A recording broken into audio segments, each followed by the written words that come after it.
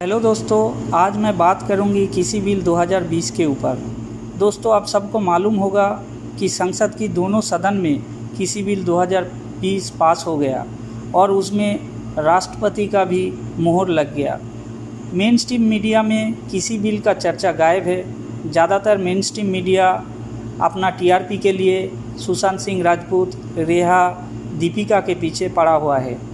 आज मैं आप लोगों को बताने वाला हूं आखिरकार कृषि बिल 2020 से किसको फ़ायदा होने वाला है, किसानों को या फिर उन तमाम पैसा वाला प्राइवेट कंपनी को या फिर आप और मेरे जैसा उपभोक्ताओं को। आप लोगों के सामने मैं 3 चित्र रखूंगा जिसके ज़रिए आप लोगों को मालूम हो जाएगा कि आखिरकार कृषि विधेयक किसके लिए है।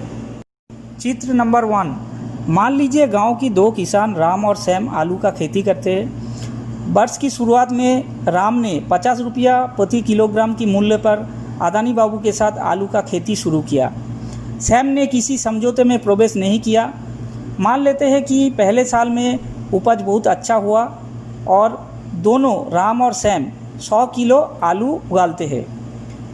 तब राम को 50 रुपया केजी से 100 केजी यानी 5,000 रुपया मिलेगा और सैम क्योंकि खुला बाज़ार में बेचेगा तो इसलिए उसको 45 रुपया प्रति किलो हिसाब से 4,500 रुपया मिलेगा। अभी कानून के अनुसार क्योंकि आलू अब एक आवश्यक वस्तु नहीं रहे, अदानी बाबू मनमाने ढंग से आलू भंडारित करेगा और पूरे बरस बाज़ार में आलू की कीमत 60 रुपया प्रति किलोग्राम रखेगा। राज्य सरकार के पास करने के लिए कुछ भी नहीं है।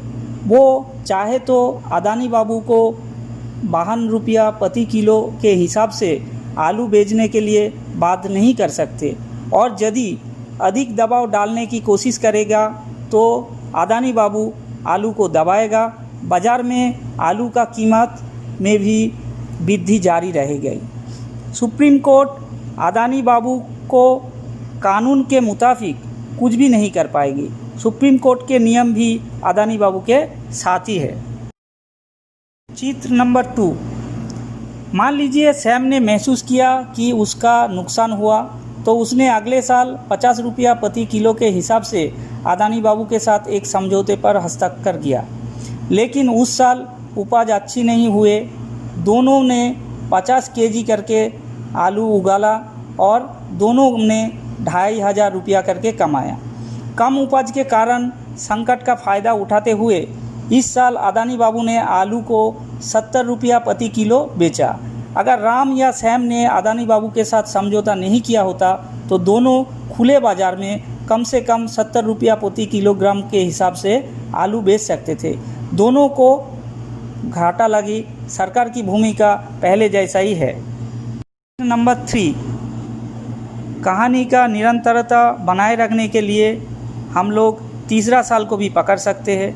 मान लीजिए कि एक बरस दोनों ने 60 रुपया प्रति किलोग्राम के हिसाब से अदानी बाबू के साथ एक समझौता किया, लेकिन सूखे या किसी अन्य कारण से उपज अच्छा नहीं हुआ तो अदानी बाबू को राम या सैम को कोई कीमत नहीं चुकानी पड़ी। सरकार को भी कोई जिम्मेदारी नहीं है क्योंकि राम और सैम दोनों अदानी बाबू के साथ समझौता है और अदानी बाबू ने इस साल अपने स्टॉक से आलू 150 रुपया प्रति किलो बेचा। ऊपर का 3 घटनाओं में 3 चरित्र है। एक है किसान जिसका लाभ या हानि अनिश्चित है।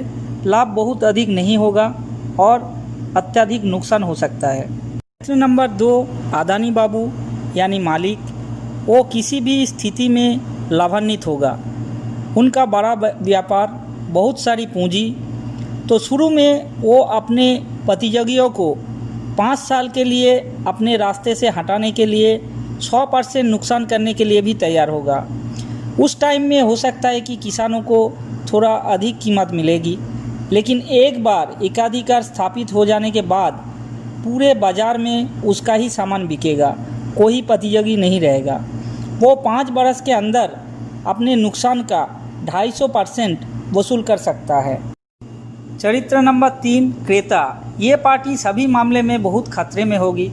अब घर के लोगों को ये नहीं समझा पाएंगे कि आलू अब कानूनी रूप से आवश्यक वस्तु नहीं रहे और आप बाज़ार में आलू का चिप्स ही खाते रहेंगे। एक और चीज़, किसान भी खरीदार है, उसको भी दूसरा चीज़ अदानी बाबू जैसे कंपनी से खरीदना पड़ेगा। आप लोग थोड़ा ध्यान दीजिएगा कि ये चर्चा केवल आलू पर किया गया है, ये बात किसी उत्पाद पर भी लागू होती है।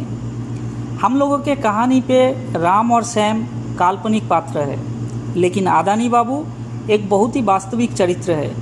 कुछ उत्पादों के मामले में इसे केवल अंबानी या उस तरह के नाम से भी बदला जा सकता है। ये वीडियो से आप लोगों को मालूम हो गया होगा कि कृषि बिल 2020 से अब किसको फ़ायदा और किसको नुकसान होने वाली है। दोस्तों, अगर ये वीडियो आप लोगों को अच्छा लगे तो वीडियो को लाइक कीजिए और ज़्यादा से ज़्यादा शेयर कीजिए, और ऐसे ही नया वीडियो पाने के लिए आप लोग मेरा चैनल को सब्सक्राइब कीजिए।